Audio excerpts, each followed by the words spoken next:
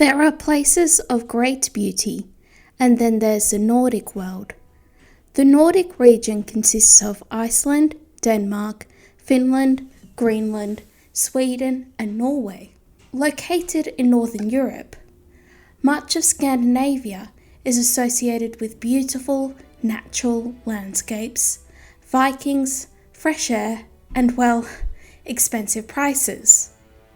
But the Nordic region has produced great literary works, and here's why you should read the Old Norse Sagas. I'm Madeleine Jones, and I help you understand the world through fiction.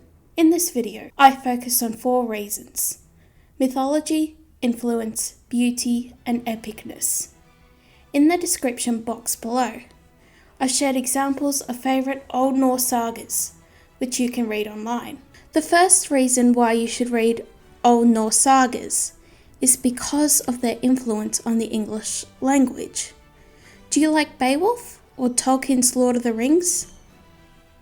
In the case of Middle-earth, Tolkien was inspired by Scandinavia and the Old Norse literature and language. In Norse mythology, the seeress Freyja is reminiscent of Galadriel. Likewise, Tolkien used character names from Icelandic sagas to name his characters, particularly the dwarves from The Hobbit. But it's not just characters who have Scandinavian traits.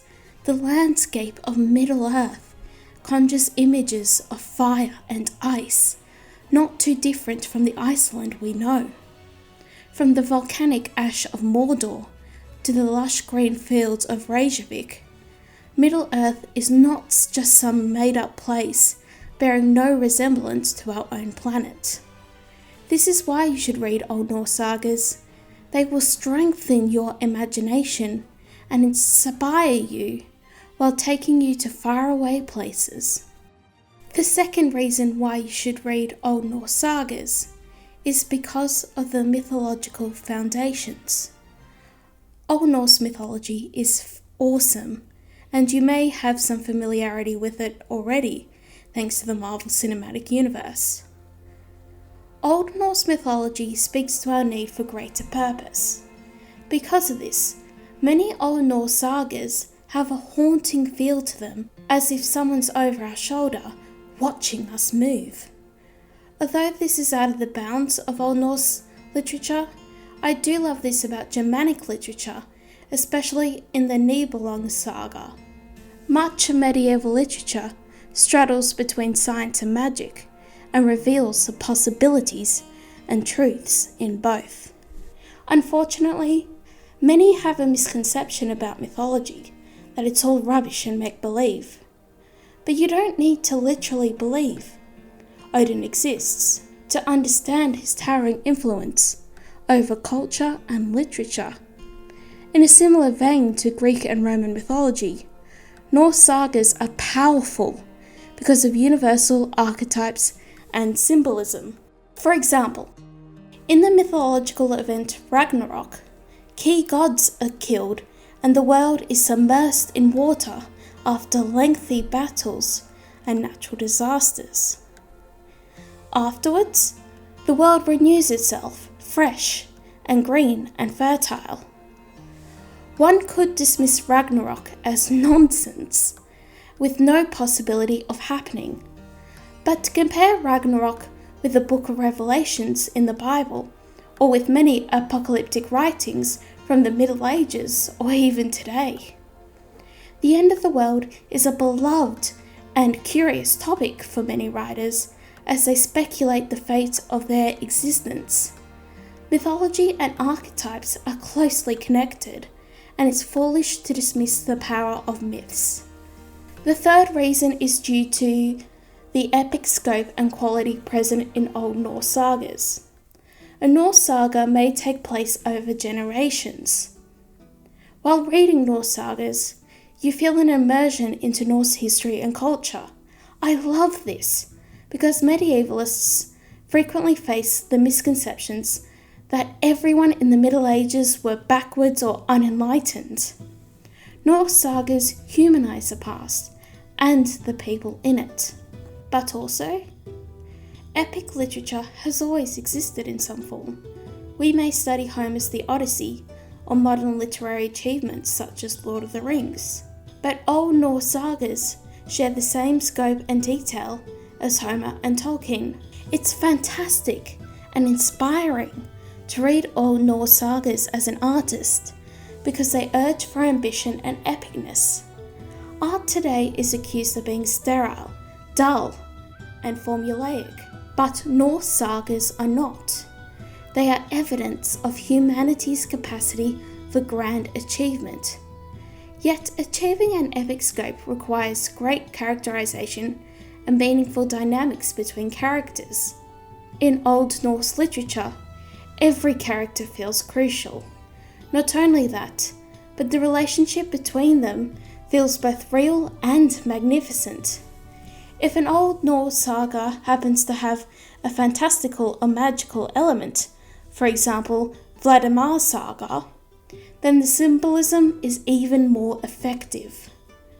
Old Norse sagas make the world seem big, and like a Viking sailing around Greenland, I wonder about the places I'll venture. As someone who'd like to visit Scandinavia one day, the Old Norse sagas capture my imagination. Old Norse sagas are epic, primarily due to their dramatic tendencies. When you read an Old Norse saga, you'll encounter death, storms, romance, betrayal, life, Valhalla, mysticism, new lands, science, and more. The Old Norse sagas were written before John Milton's Paradise Lost or William Shakespeare's Hamlet. If you enjoy the dramatic, intense moments from early modern poetry and theatre, then consider reading Old Norse sagas.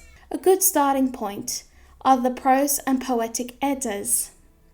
The various poems vary in tone, and some are even humorous. But all three genres of ancient Greek theatre are relevant here. You'll find epics, comedies, and tragedies in Old Norse sagas. The fourth reason why you should read Old Norse sagas is because they are beautiful. This is not just due to the beauty of the Old Norse language, but the stories themselves are so engaging on an emotional level. A brilliant example is Egil's Saga, which captures the bloodshed and loss in multiple generations. What's remarkable about Egil's Saga is of the outcast Egil himself. We see his fears of isolation, loss, and not having a say in his identity. Centuries later, we can see our own struggles within Egil. Egil is also a paradox of a man. He's violent, but has a sense of ethics, withdrawn, but is also a wanderer, both a poet and a character within poetry. Such juxtapositions and contrasts only add to the richness of Egil's Saga. Really, if you must read one saga, I highly recommend Egil's Saga. It's excellent.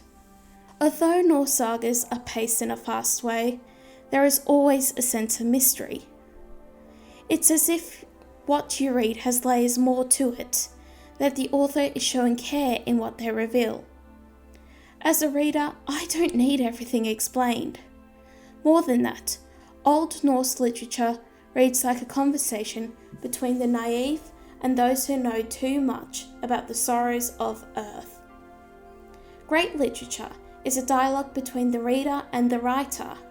Within any literary work, the writer must engage with the reader on a non-superficial level. The Old Norse sagas are terrific at this, because they convey very human fears of death, loss of family and love, while speaking to the all-too-human desires for prestige, gold, and life. I'm a fiction writer, and a mistake I see among novice writers is too much self-restraint. In today's literary circles, so many writers hold themselves back. That's why I love Old Norse literature, because it inspires myself and others to express our inner angels and demons. Now on to you. Have you read any Old Norse sagas? Do you have any favourites? Let everyone know in the comments below. Thank you for watching, and if you like this content, please subscribe. See you in the next video.